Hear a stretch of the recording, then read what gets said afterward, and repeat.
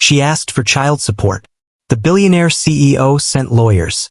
The judge ordered $750 million after a single DNA test. The judge signed the most expensive lesson in honesty this city has ever seen. Your Honor, this is nothing more than extortion. Victor Brand's voice echoed through the family courtroom, his Armani suit catching the fluorescent lights as he gestured dismissively toward Naomi Reyes. My client, Graham Kincaid, CEO of Kincaid Continental, has never even met this child. This woman appears after 12 years with wild claims and demands. Counselor. Judge Patrice Delgado's voice cut through the performance like a scalpel through skin. I've reviewed the filing. Reyes isn't asking for the moon. She's asking for child support. That's a right, not a ransom. The sterile swab waited in its sealed package on the bailiff's desk. Such a small thing to hold so much power. Graham Kincaid sat rigid at the defendant's table, his jaw clenched, surrounded by his legal army like a general preparing for war. Across the aisle, Naomi sat alone except for her single attorney, Margot Lane, her paramedic uniform still visible beneath her only court jacket. The test will tell us everything, Judge Delgado continued, her eyes moving between the two parties. And when it does, this court will act accordingly. Not based on net worth. Not based on public relations. Based on one simple question. What does this child need? Have you ever asked for the bare minimum and been treated like a criminal? Ever been told you don't have the power to win against someone who could buy your entire world with pocket change? This isn't about money. It's about a child who needs a parent, not a press release, and a court that refused to be bullied by billionaire tactics. Stay to the end to hear the judge's exact words when she issued that $750 million order, and why it wasn't just about the number, but a roadmap for redemption that money couldn't buy. If you believe truth should outmatch power, tap that like button right now, and subscribe to Mr. Ellington LoveLines for more stories where justice and heart win together. The pre-dawn silence of Queens wrapped around Naomi's apartment like a familiar blanket. 4:30 in the morning, and her work boots sat by the door, ready for another 12-hour shift saving lives on the streets of New York. But first, she stood in her child's doorway, watching River sleep, his face peaceful in the blue glow of the night light. 12 years. 12 years of double shifts, missed holidays, and careful budgeting to make sure River had everything they needed. Not wanted. Needed. The wants had been sacrificed long ago on the altar of single motherhood. Mom! River's voice, thick with sleep. You're doing that thing again. What thing? Standing there looking worried. Is it about the lawyer stuff? Naomi crossed the room, sitting on the edge of the bed. No, baby. Just thinking about your science project. Did you finish the volcano? It's not due until Friday. River sat up, those green eyes Graham's eyes, studying her with 12-year-old wisdom. Mom, why now? Why are you asking him for help now? The question she'd been dreading. How do you explain to a child that sometimes courage takes years to gather? That sometimes you wait until you're strong enough to fight, stable enough to weather the storm? Because you deserve to have what other kids have, Naomi said carefully. College funds. Health insurance that doesn't make us choose between medicine and groceries. A future that isn't limited by my paycheck. We're doing okay. Okay isn't enough anymore. You're brilliant, River. You deserve every opportunity. River was quiet for a moment. Will I have to meet him?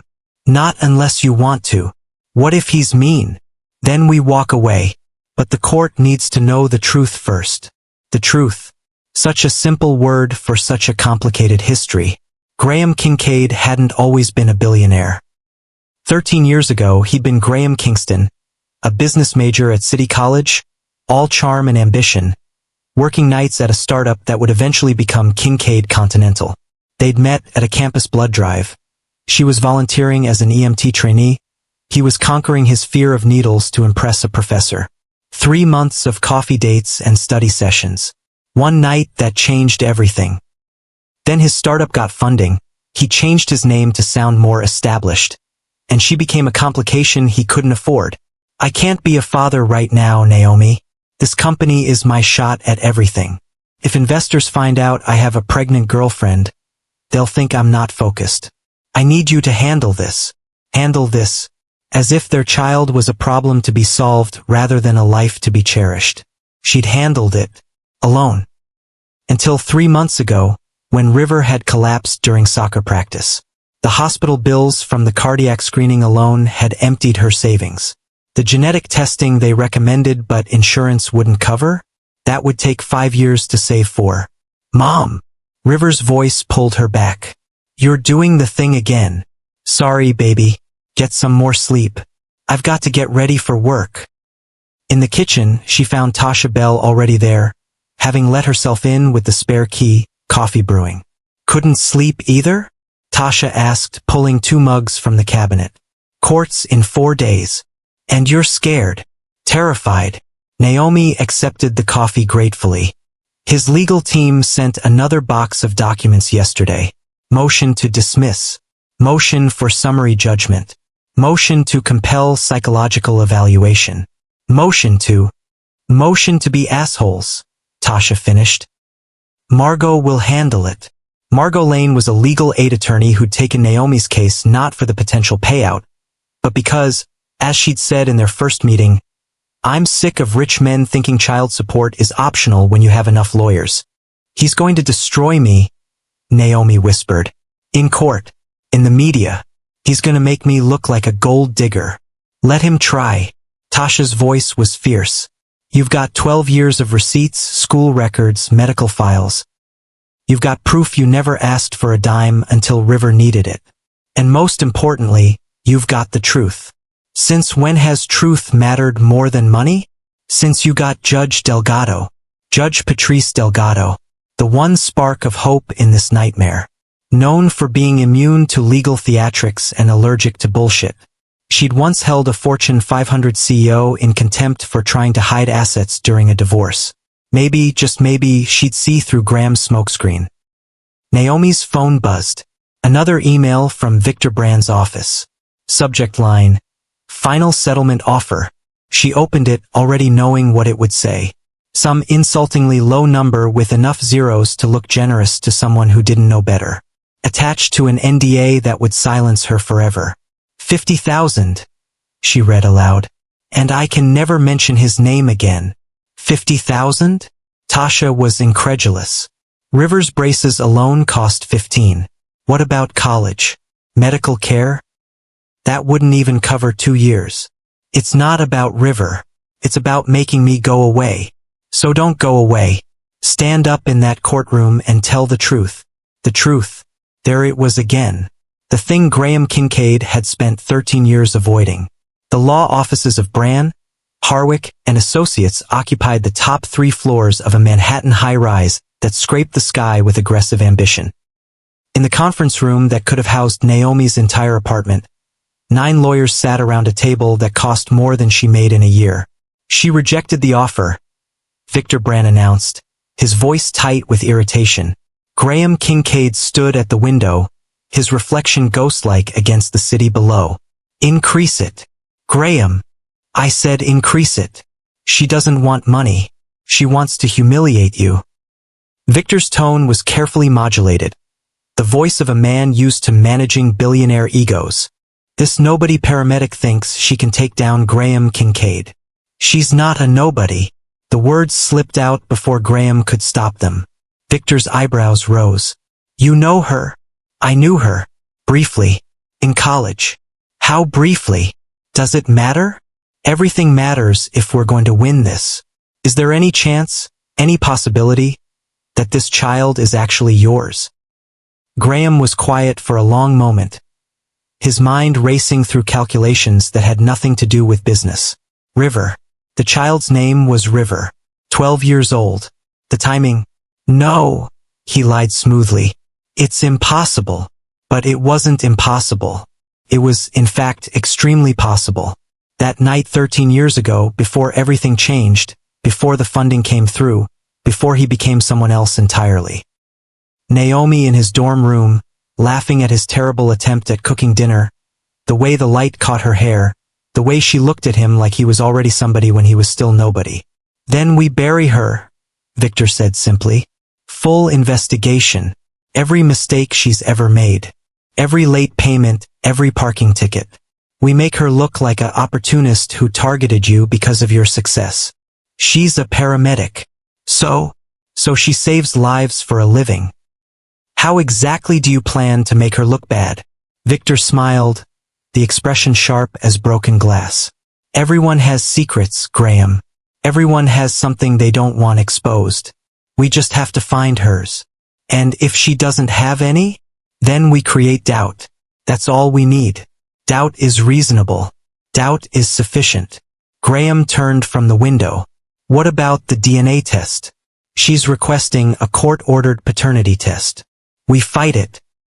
Argue it's invasive, unnecessary without preliminary evidence. Buy time. And if the court orders it anyway, we'll cross that bridge when we come to it. But Graham knew that bridge was coming fast.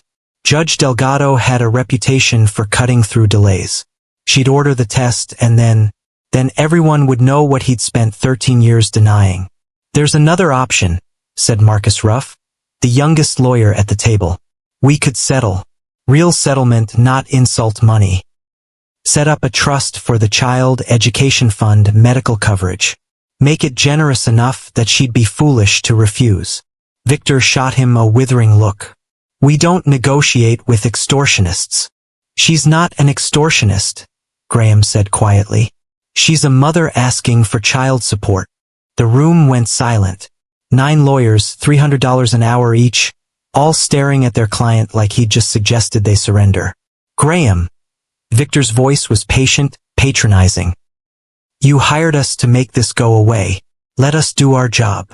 Graham nodded, but something cold was settling in his stomach.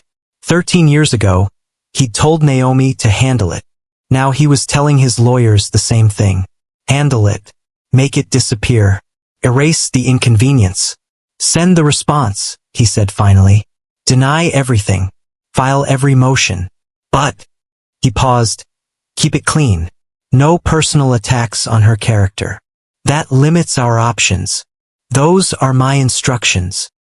After Graham left, Victor turned to his team. Full investigation.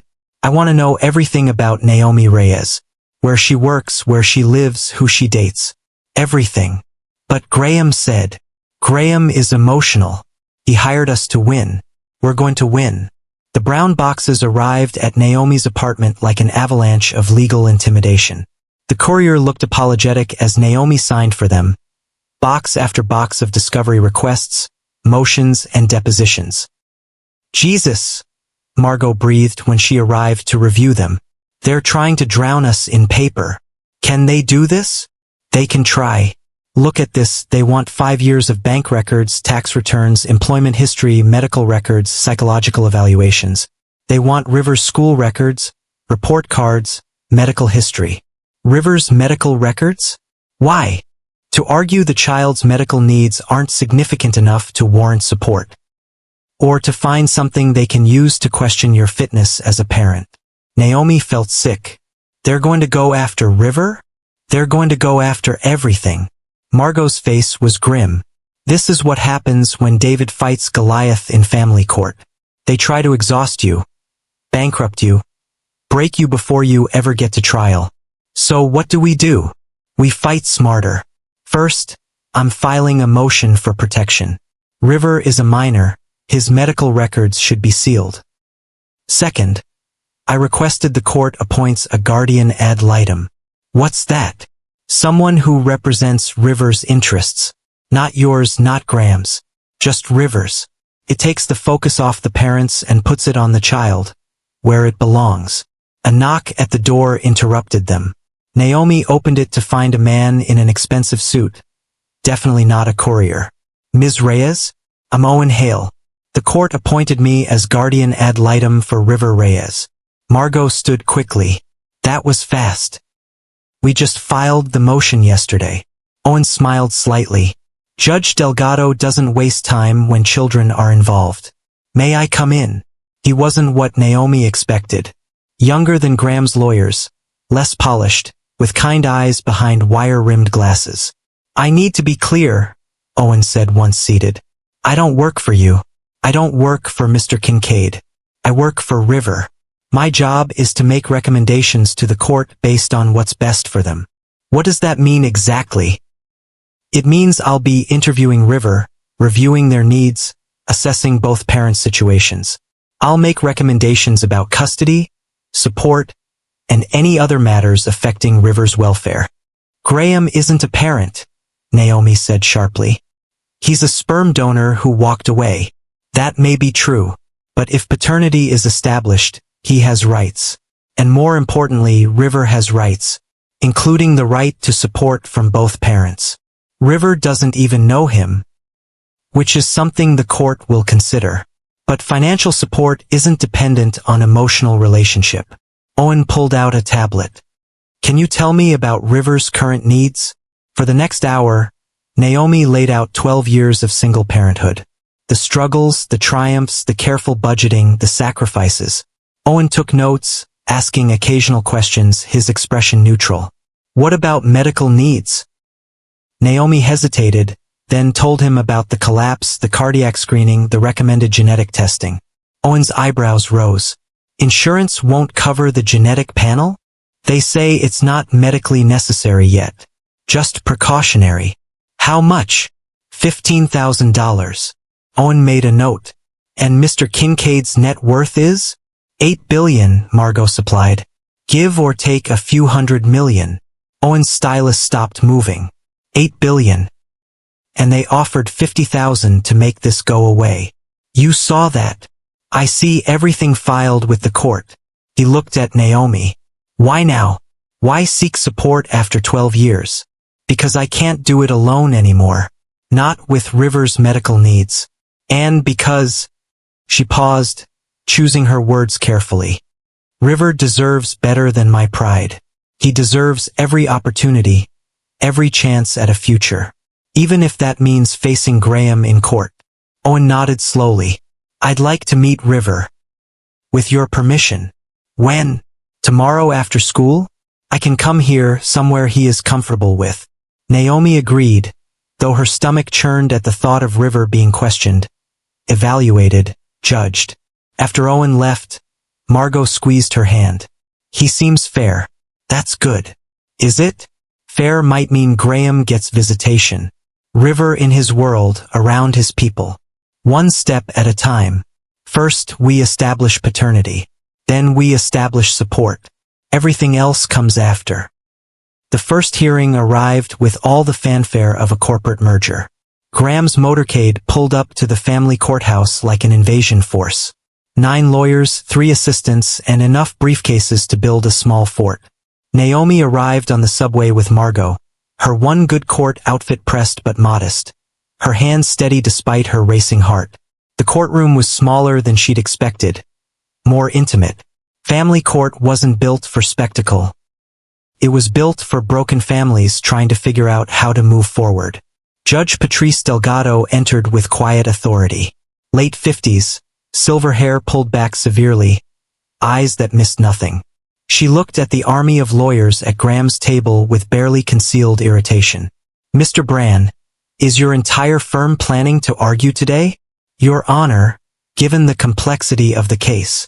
This is a child support hearing, not a corporate acquisition. One lawyer per side at the podium. The rest of you can decorate the gallery. Several lawyers reluctantly moved to the gallery seats. Graham remained at the defendant's table, his face unreadable. Now then, Judge Delgado continued, I've reviewed the initial filings. Ms. Reyes is seeking child support for River Reyes, age 12. Mr. Kincaid contests paternity. Is that correct? Yes, Your Honor. Both lawyers responded. Ms. Lane, your client is requesting a court-ordered paternity test? We are, Your Honor. Mr. Kincaid and Ms. Reyes had an intimate relationship 13 years ago. The timing of River's birth corresponds to... Objection, Victor interrupted. Speculation. Ms. Reyes has provided no evidence that my client is the only possible father. Judge Delgado's eyes narrowed.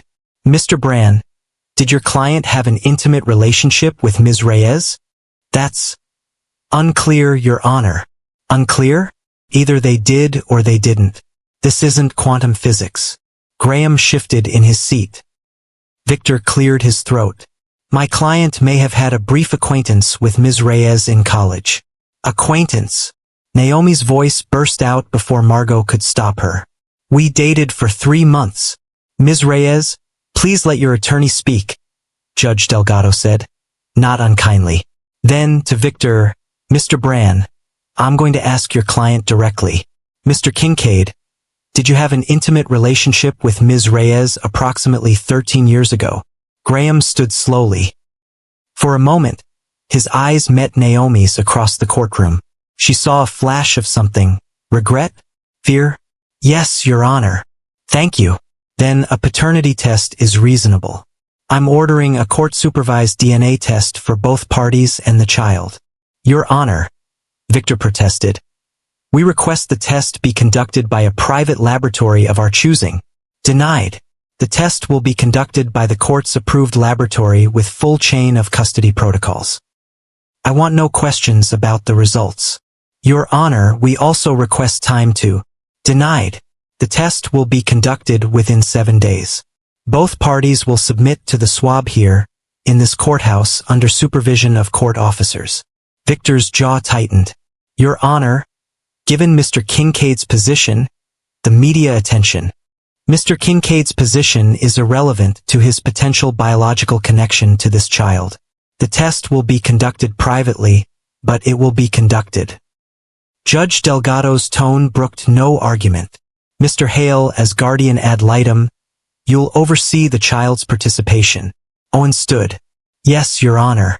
I've met with River. He is aware of the proceedings and willing to participate. Good. Any other motions? Your Honor, Victor said. We move for a gag order to protect Mr. Kincaid's reputation and the child's privacy, Judge Delgado finished. Granted, no party is to discuss this case with media. The child's name and identifying information are sealed. She looked directly at Graham. Mr. Kincaid, do you understand that if paternity is established, you will be responsible for 12 years of back support plus ongoing support? Graham nodded. I need a verbal response. I understand, Your Honor. Good. DNA testing is scheduled for Thursday, 9 a.m. Results will be expedited. We'll reconvene 2 weeks from today. She raised her gavel. Court is adjourned. As everyone filed out, Naomi felt Margot's hand on her arm. You did good. I didn't do anything. You showed up.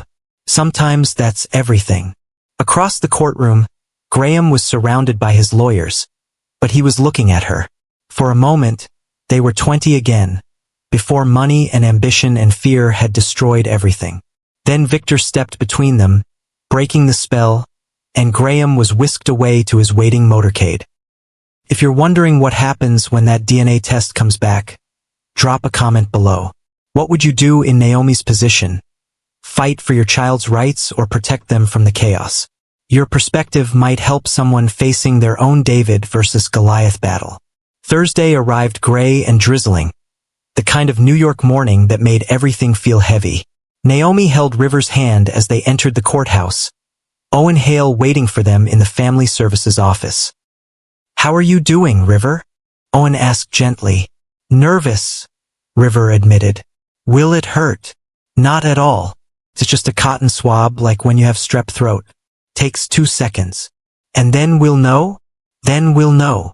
What River didn't say, what they'd whispered to Naomi the night before, was the real fear.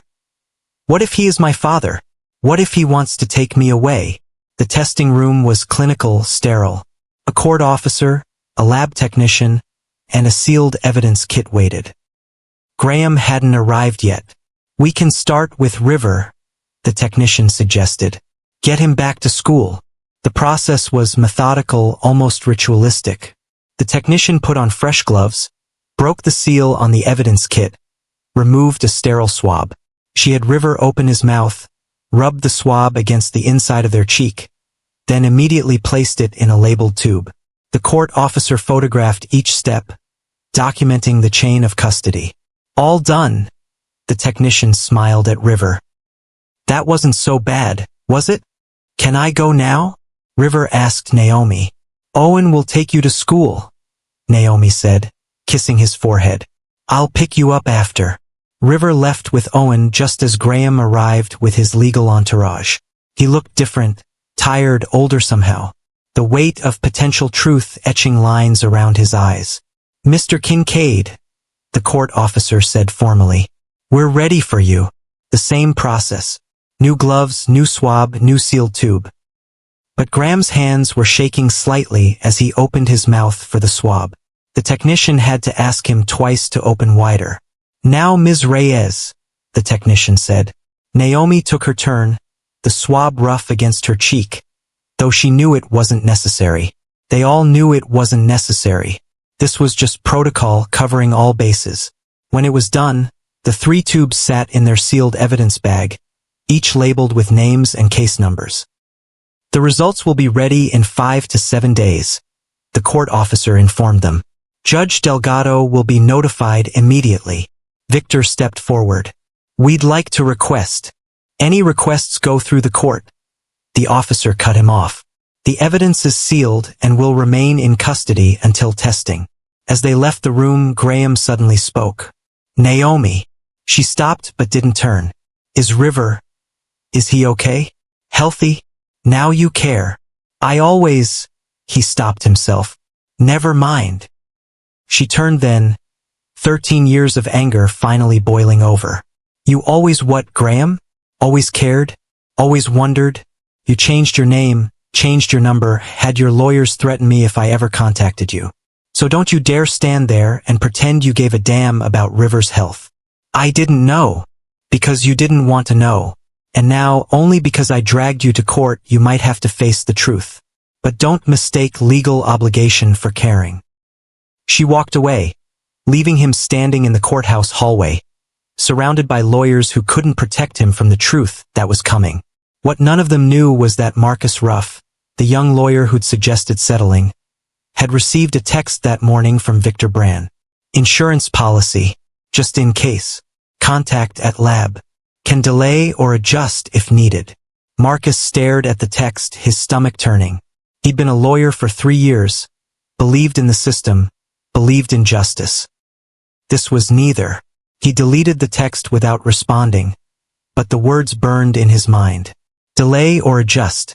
They were talking about tampering with evidence, with a child's future. At the lab, the sealed evidence bag arrived via courier at 11:47 a.m. The receiving clerk, following protocol, logged it into the system, assigned it a case number, and placed it in the secured refrigerator to await testing. At 2:15 p.m., another courier arrived. Pickup for expedited testing, he announced, showing documentation. The clerk frowned. This is court-ordered testing. It doesn't leave the facility. There must be a mistake. I have paperwork. No mistake. Court-ordered tests stay here. Full stop. The courier made a phone call, argued briefly, then left empty-handed. At 2:47 p.m., the clerk noticed something odd in the computer system. The case had been flagged for special handling by someone with administrator access. She'd worked there 15 years, knew every protocol. This wasn't one of them. She picked up her phone and called her supervisor. We might have a problem. Within an hour, the lab's legal team was involved. Within 2 hours, the court had been notified. Within 3 hours, Judge Delgado had issued an emergency order securing all evidence and all system logs. Marcus Ruff's phone buzzed.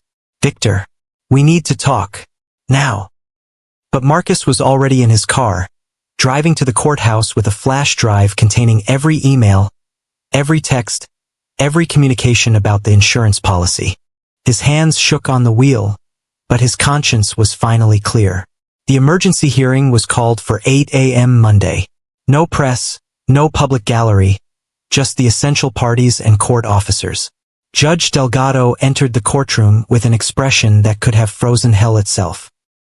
We have a serious problem, she began without preamble. On Friday afternoon, the testing laboratory notified this court of an attempted breach in chain of custody protocols. Someone tried to access and potentially tamper with the DNA evidence in this case. Graham shot to his feet. Your Honor, I knew nothing about. Sit down, Mr. Kincaid. We'll get to what you knew and when. Judge Delgado turned to the court clerk. Please bring in Mr. Ruff. Marcus Ruff entered, visibly nervous but determined. He'd traded his expensive suit for a simple navy one. His resignation letter from Bran, Harwick, and Associates already submitted. Mr. Ruff, you've provided evidence to this court regarding attempted tampering? Yes, Your Honor. Marcus's voice was steady. I have emails, text messages, and recorded phone conversations showing that Victor Bran attempted to arrange interference with the DNA testing. Victor stood, his face purple with rage. Your Honor, this is outrageous. Mr. Bran, you'll have your chance to respond. Continue, Mr. Ruff. Marcus opened his laptop, connecting it to the court's display system. The first email appeared on the screen, dated 3 days before the DNA test. This is from Victor Bran to a private investigator named Dale Morrison, Marcus explained. It discusses finding leverage points at the testing facility. The next slide, a text message. Insurance policy, just in case. Contact at lab. Can delay or adjust if needed. Your Honor, Victor interrupted. These could be fabricated, which is why I also have this. Marcus played an audio recording. Victor's voice, clear and unmistakable. I don't care what it costs. If that test comes back positive, Graham loses everything. Make sure it doesn't. The courtroom was silent except for the hum of fluorescent lights. Graham stared at Victor like he was seeing him for the first time. Mr. Kincaid, Judge Delgado said, were you aware of this plan? Graham stood slowly. No, Your Honor. I was not. But this was your legal team, operating on your behalf. I hired them to handle the case legally. Not this. Margot Lane stood. Your Honor, whether Mr. Kincaid knew or not, he's responsible for his legal team's actions. Respondeat superior, let the master answer. I'm familiar with the doctrine, Ms. Lane. Judge Delgado turned back to Marcus. Mr. Ruff, why did you come forward? Marcus straightened his shoulders. Because there's a 12-year-old child who deserves the truth. And because I became a lawyer to uphold justice, not subvert it. Your Honor, Victor said, his voice now carefully controlled. I need to speak with my client. No, you don't. Mr. Bran, you're dismissed from this case. Permanently.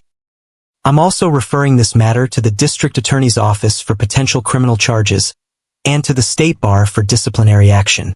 You can't. I can and I am. Court officers, please escort Mr. Bran out. As Victor was led away, still protesting, Graham stood alone at the defendant's table, his remaining lawyers huddled in shocked whispers. Mr. Kincaid, Judge Delgado said, do you wish to retain new counsel? Graham looked at Naomi, really looked at her for the first time since this began. She sat rigid, tears streaming down her face, not from sadness but from rage at what they'd tried to do to her child. Your Honor, Graham said quietly, I'd like to address the court directly without counsel. His lawyers immediately protested, but Graham waved them silent. Mr. Kincaid, I strongly advise against. I understand, Your Honor, but I need to say this myself. Judge Delgado nodded. Proceed. Graham moved to the center of the courtroom. 13 years ago, I was a different person. Ambitious, selfish, scared of anything that might slow down my success. When Naomi told me she was pregnant, I saw it as a threat to everything I'd worked for. I told her to handle it. Those were my words. Handle it. He paused, swallowing hard. I changed my name, changed my number, built walls of lawyers and money to keep my past from touching my future. I told myself it was business, necessary, strategic. But it was cowardice. He turned to Naomi. I don't know if River is my child, but I know you wouldn't be here, subjecting yourself to this circus, unless you believed he were. And I know that I've spent 13 years running from the possibility. Mr. Kincaid, Judge Delgado interrupted. Are you withdrawing your objection to paternity? No, Your Honor. I want the test results.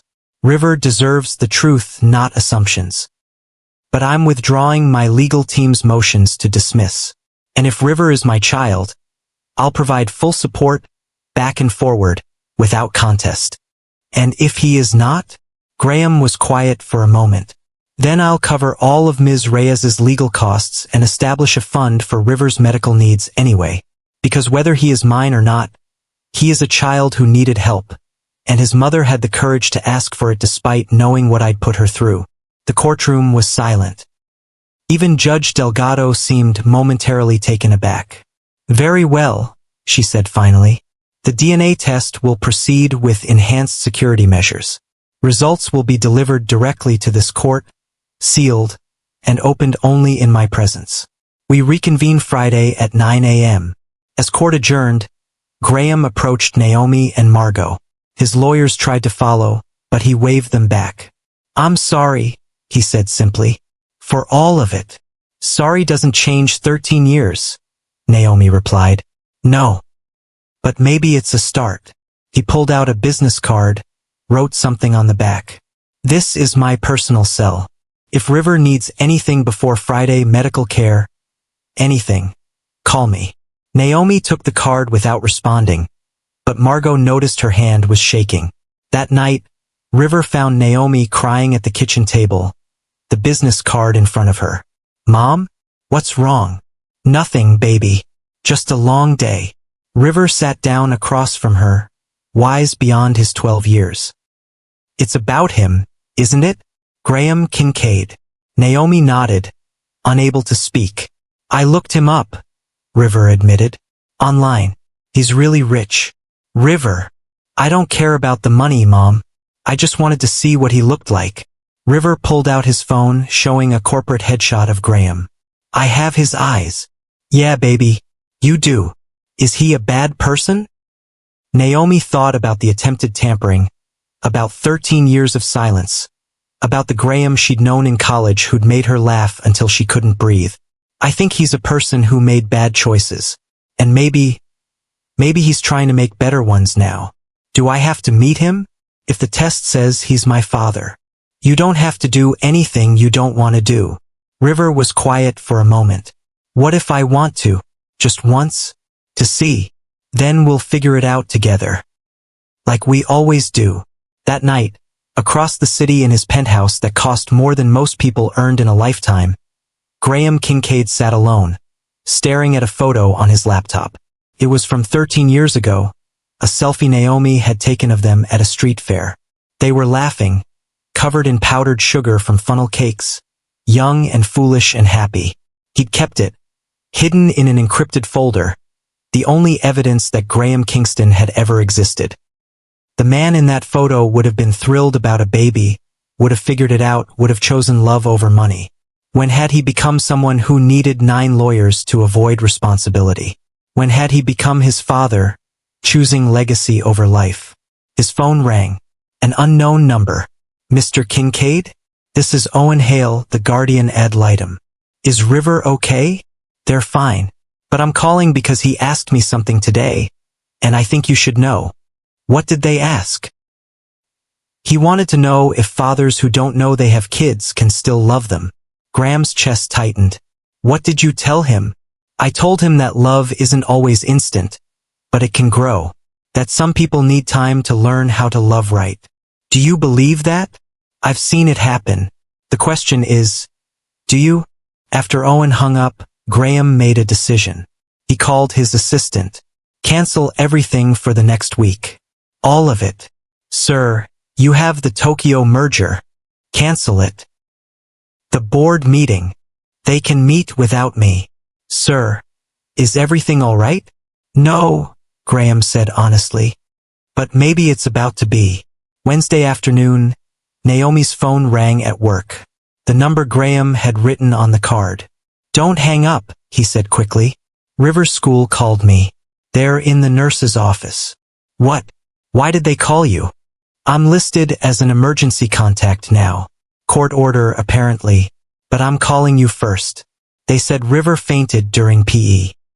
Naomi was already grabbing her keys. I'm on my way. I'm closer. I can be there in 5 minutes. Graham, please, let me help. I'll stay with him until you get there. Against every instinct, Naomi agreed. Don't scare him. I won't. Graham arrived at PS 158 in 3 minutes, having run several red lights. The school nurse, Mrs. Patterson, looked startled when the billionaire CEO walked into her office, but she recovered quickly. River's resting, she said, leading him to the small recovery room.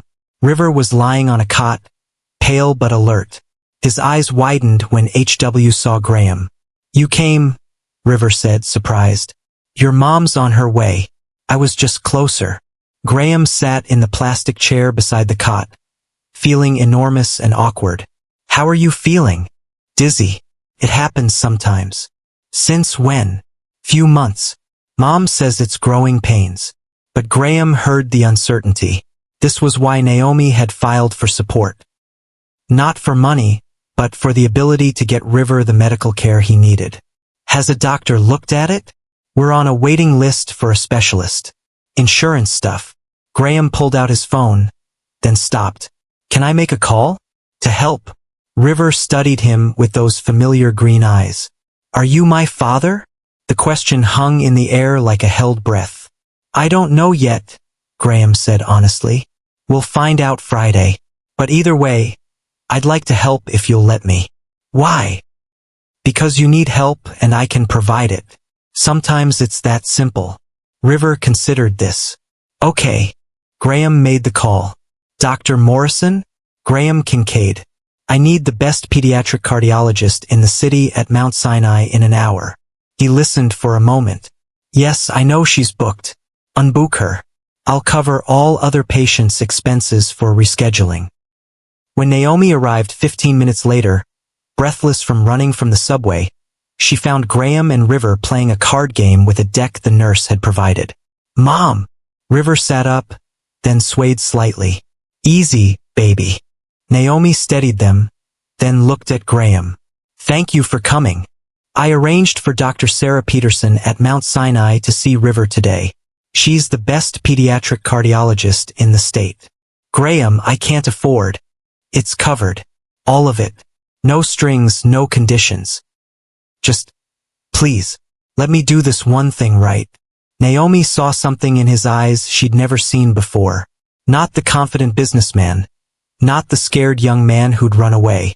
Just a person trying to help. Okay, she said quietly. The trip to Mount Sinai was surreal. Graham's driver navigated traffic while River dozed between Naomi and Graham in the back seat. They looked, Naomi realized with a start, like a family. The thought terrified her. Dr. Peterson was waiting for them, her entire afternoon cleared. She was thorough, kind, and didn't mention the unusual circumstances that had brought them there. After an EKG, echo, and blood work, she sat down with all three of them. The good news is, River's heart is structurally sound. But there's an arrhythmia that needs monitoring. It's likely genetic. Graham and Naomi exchanged glances. From which parent? Graham asked. We'd need genetic testing to determine that. But either way, it's manageable with medication and regular monitoring. River's going to be fine. River squeezed Naomi's hand. See, Mom? I told you I was okay. But Naomi saw the relief in her child's eyes, the fear that had been hiding there. As they left the hospital, Graham's phone rang constantly. He ignored it every time. Don't you need to answer that? River asked. No. Nothing is more important than making sure you're okay. But you don't even know if I'm yours yet. Graham knelt down to River's level. That doesn't matter right now.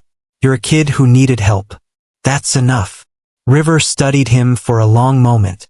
You know, for a billionaire, you're not as terrible as I expected. River, Naomi admonished. But Graham laughed, really laughed, for the first time in years. Thank you. That might be the nicest thing anyone said to me in a long time. That night, Graham had dinner delivered to Naomi's apartment. Nothing fancy, just pizza and salad, but from the best place in Queens. He didn't stay, boundaries still mattered, but River hugged him goodbye at the door. Thanks for today, River said quietly. Even if you're not my dad, thanks for acting like one.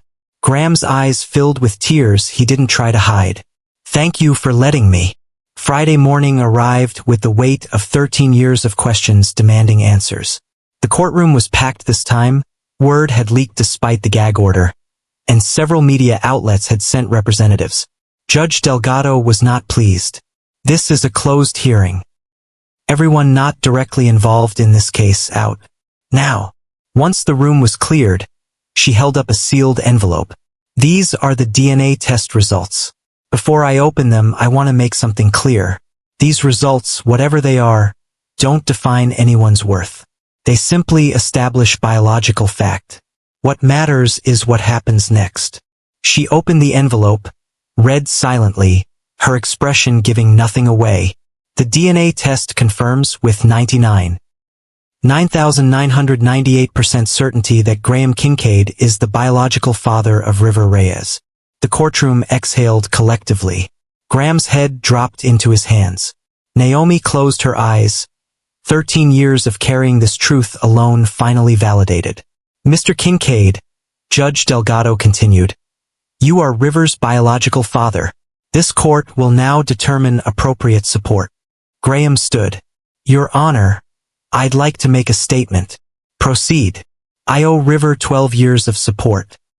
At my income level, that's substantial. But more than that, I owe them 12 years of presence I can't get back. I propose the following. Establishment of a trust fund covering all educational expenses through graduate school, comprehensive health insurance, and monthly support calculated at the highest state percentage. Ms. Lane, your client's response? Margot looked at Naomi, who nodded slightly. We need to see specific numbers, Your Honor. Judge Delgado turned to her clerk. Calculate support at 17% of Mr. Kincaid's annual income for the past 12 years, plus ongoing. The clerk typed rapidly, then showed the judge the screen. Judge Delgado's eyebrows rose. Mr. Kincaid, based on your reported income, back support alone totals approximately $287 million. Gasps echoed through the courtroom. However, Judge Delgado continued, there's also the matter of sanctions for your legal team's attempted tampering with evidence. Graham's new lawyer, Patricia Wong, stood.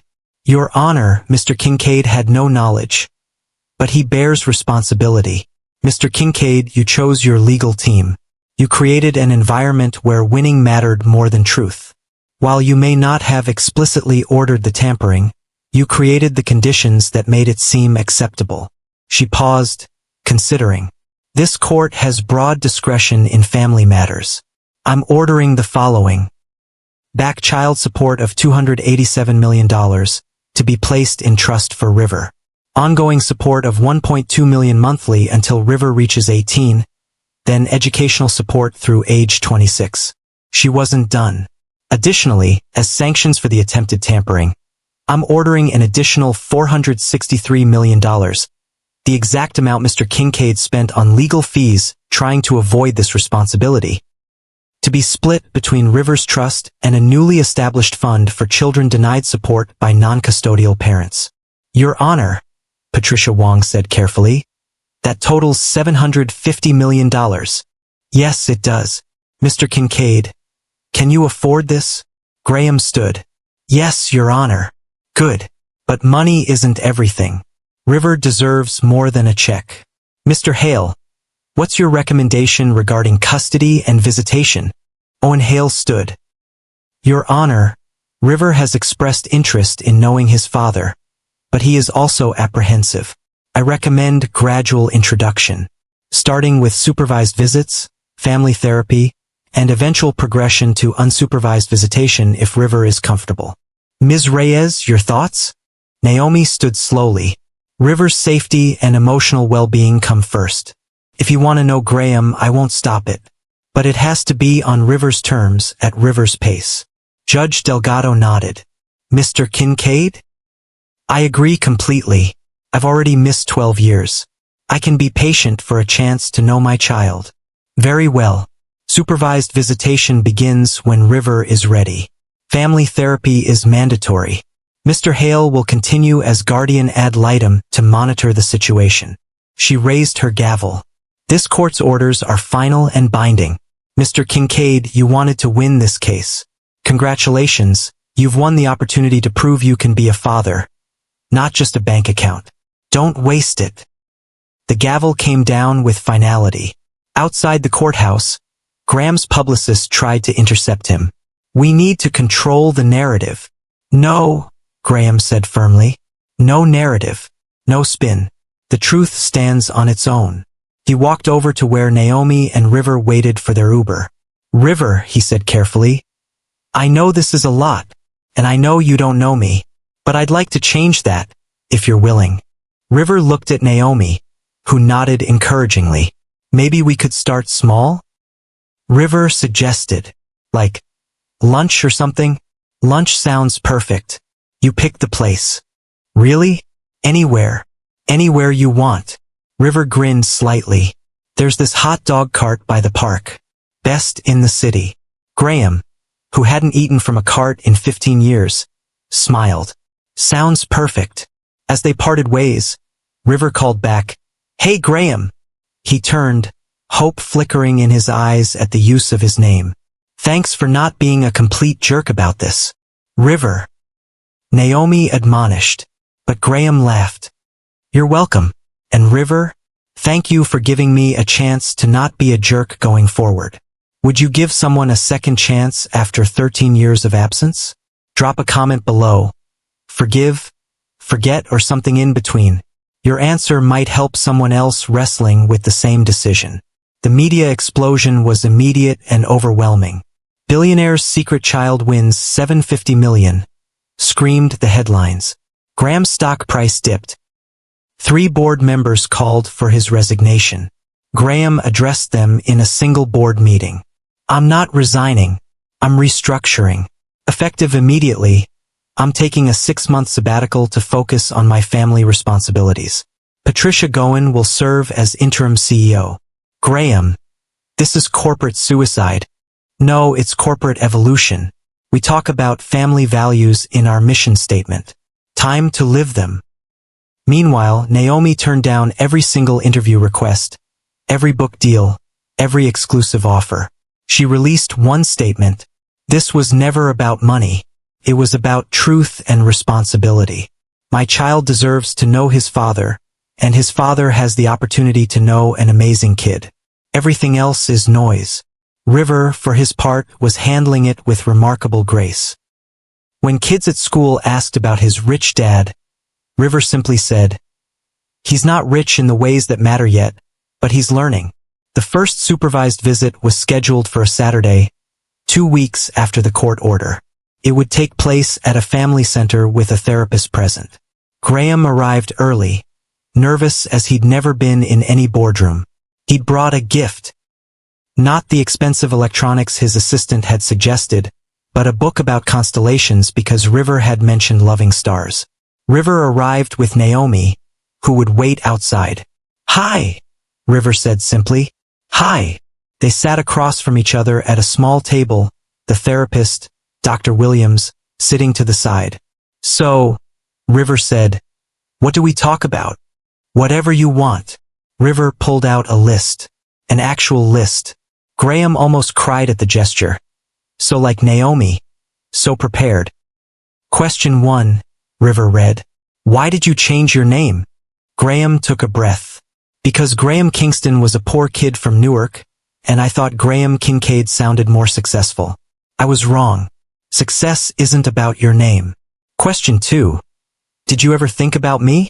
Before you knew I existed, did you ever wonder if Mom had the baby? The hardest question. Yes, late at night when I couldn't sleep. I wondered, but I was too scared to find out. Scared of what? Of being responsible for someone else. Of not being good enough. Of failing. River considered this. You failed anyway, though. By not trying. You're absolutely right. They worked through River's list. 23 questions ranging from, what's your favorite color? Blue. To do you want other kids? Only if River is okay with siblings someday. At the end of the hour, River had one last question not on the list. Do you love me? Graham's eyes filled with tears. I don't know you well enough to love you yet, but I love the idea of you. I love that you exist. And I think, if you give me the chance, I'll love you more than I've ever loved anything.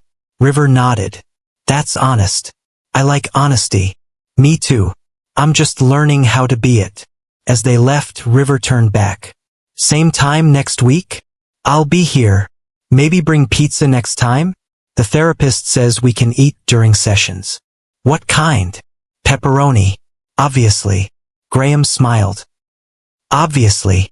3 months passed. Supervised visits became unsupervised. Pizza in the therapist's office became lunch at the hot dog cart. Then dinner at Naomi's apartment. Then Saturday adventures to museums and parks.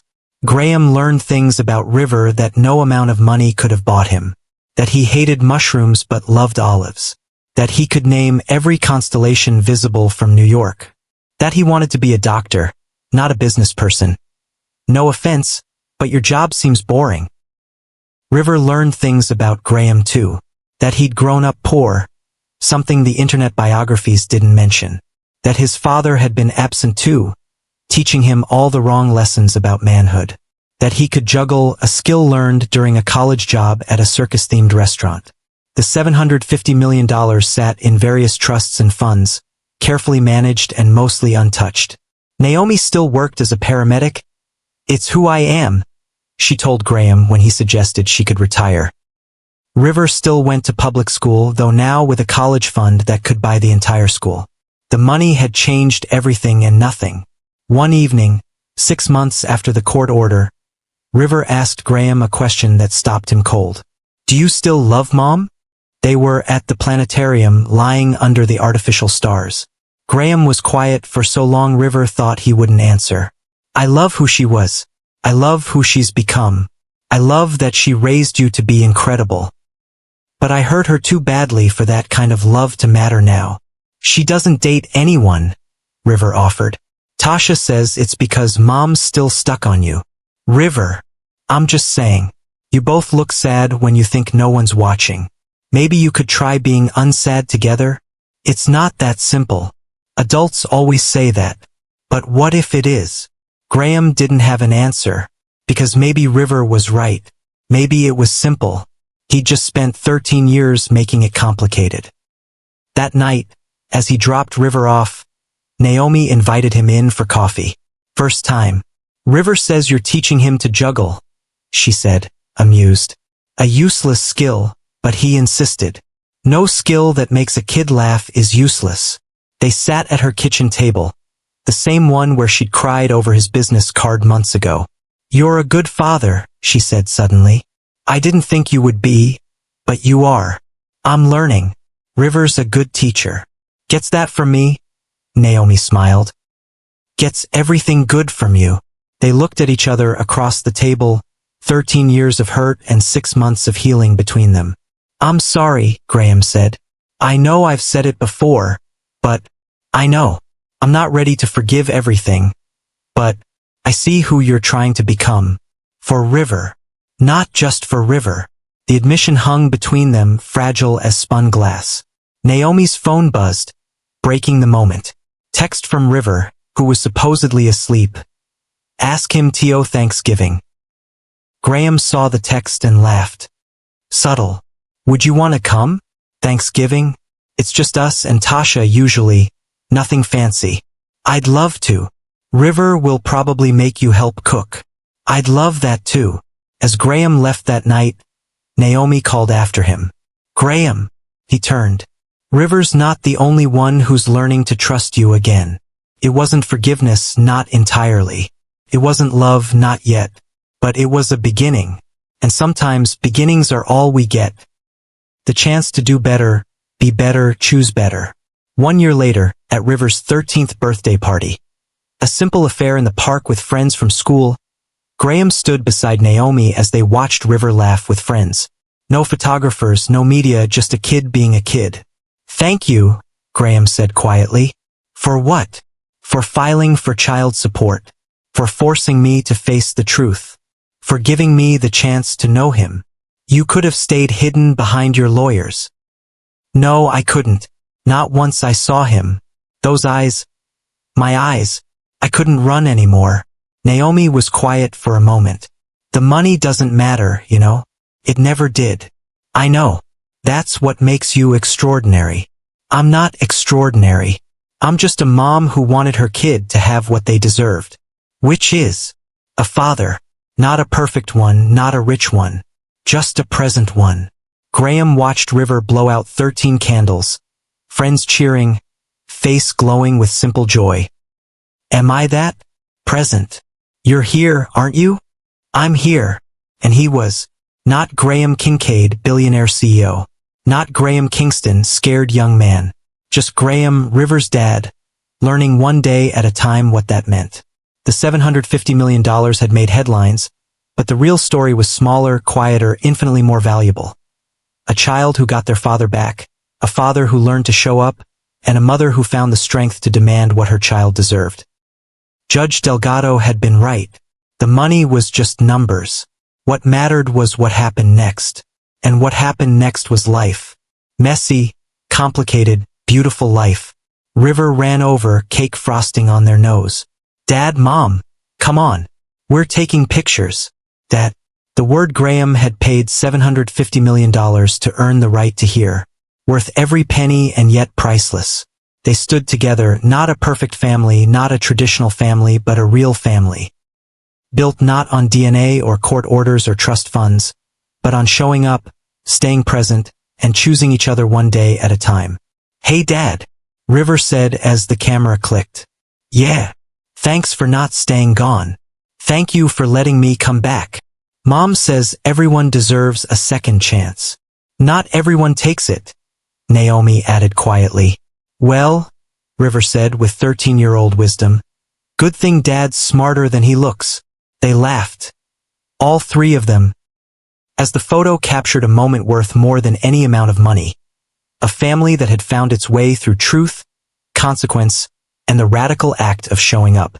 5 years later, River Reyes Kincaid, he legally added the name at 16, his choice, stood at the podium of Columbia University's scholarship ceremony. 18 years old, pre-med student, recipient of the River Fund Scholarship, one of 50 full rides given annually to children of single parents. My father once paid $750 million in child support. River began, and the audience laughed nervously. But the real support wasn't the money. It was showing up to every soccer game, every school play, every bad day and good day. It was learning to juggle because I thought it was cool. It was choosing presence over profit margins. In the audience, Graham and Naomi sat together. Not married.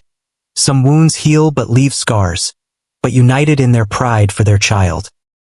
My mother fought for me when it would have been easier to stay quiet.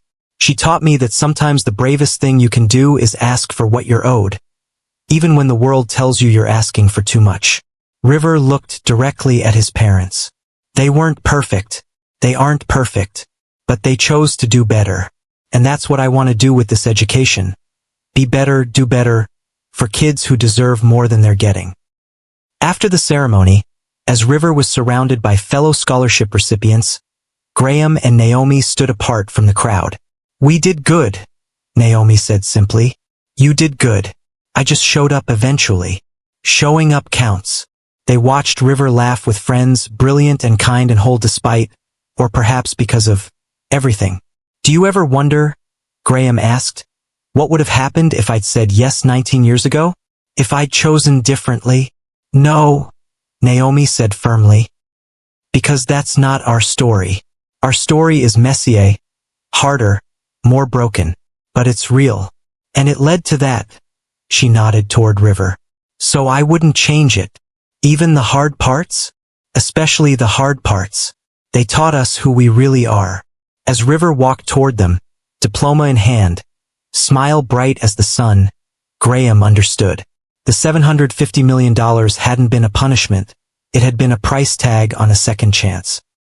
And second chances, real ones, the ones that require you to show up and do the work, those are priceless. Ready to celebrate? River asked. I'm thinking hot dogs from that cart by the park. Some things never change. Some things shouldn't. As they walked toward the park, river between them, chattering about medical school applications and residency dreams. A family built on truth rather than pretense. Graham thought about Judge Delgado's final words in that courtroom 5 years ago. Don't waste it. He hadn't. None of them had. They'd taken a moment of reckoning and turned it into a lifetime of possibility. And that, not the money, not the headlines, not the drama, that was the real verdict. Love shows up. Truth wins. Families aren't built on perfection but on the choice to keep choosing each other. Even when it costs $750 million to learn that lesson. Especially then. If the story touched your heart, if you believe in second chances and the power of truth over money, hit that subscribe button. Share this with someone who needs to hear that it's never too late to do the right thing, even when the right thing comes with a price tag that makes headlines. Remember, sometimes the most expensive lessons are the ones we needed to learn all along. And sometimes, a child asking for support isn't asking for too much. They're asking for exactly what they deserve. This is Mr. Ellington, reminding you that love isn't measured in dollars, but in showing up. Even when it's 13 years late. Even when it costs everything. Even when starting over seems impossible. Because impossible is just another word for haven't tried hard enough yet. And trying, really trying, that's where the real story begins.